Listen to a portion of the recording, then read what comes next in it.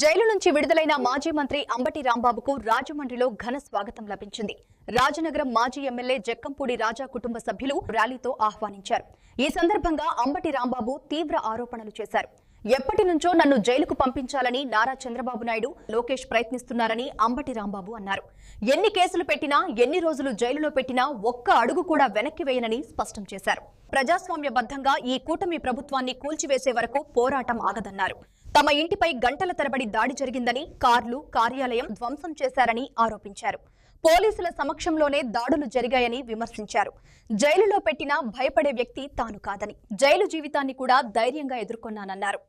ఎప్పుడూ తప్పు చేయలేదని, తప్పు మాట్లాడితే పశ్చాత్తాపం చెందుతానన్నారు. వెళ్ళేటప్పుడు సంతోషమే, వచ్చేటప్పుడు సంతోషమే.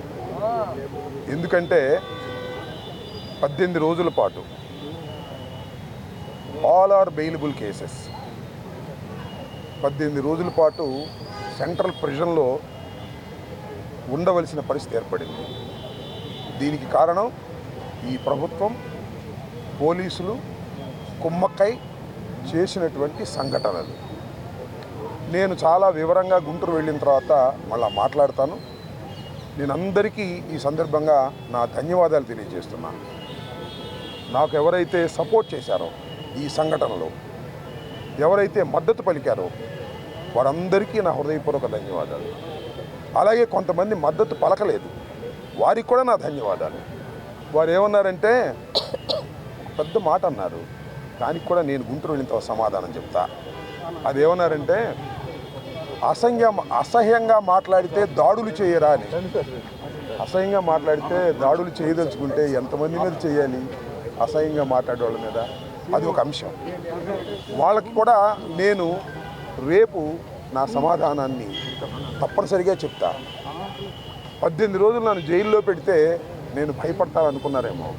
భయపడే ప్రశ్న ఈ అంబటి రాంబాబుకు ఉద్భవించదని మనవి చేస్తున్నాను. ఎందుకంటే ఈ చంద్రబాబు నాయుడు గారి ప్రభుత్వం వచ్చినప్పుడే జైల్లో ఉండటానికి సిద్ధపడ్డానని కూడా ఈ సందర్భంగా మనవి చేస్తున్నాను.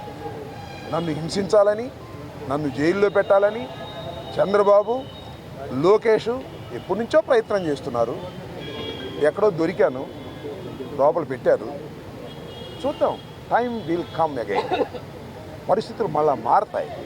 ఈ పాపానికి వారు పరిష్కారం చేయక తప్పదని కూడా ఈ సందర్భంగా నేను మనవి చేస్తున్నాను. రాజమండ్రి సెంట్రల్ ప్రిజన్ నాకు పట్టుదలను పెంచే ఒక శిక్షణా కేంద్రం అని కూడా ఈ సందర్భంగా నేను మనవి చేస్తున్నాను.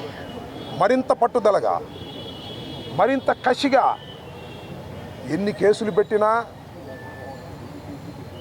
ఎన్ని రోజులు జైల్లో ఉన్నా ఒక్క అడుగు కూడా వెనక్కు వెయ్యను. జగన్మోహన్ రెడ్డి గారి నాయకత్వంలో ఈ కూటమి ప్రభుత్వాన్ని ప్రజాస్వామ్యబద్ధంగా కూల్చేంత వరకు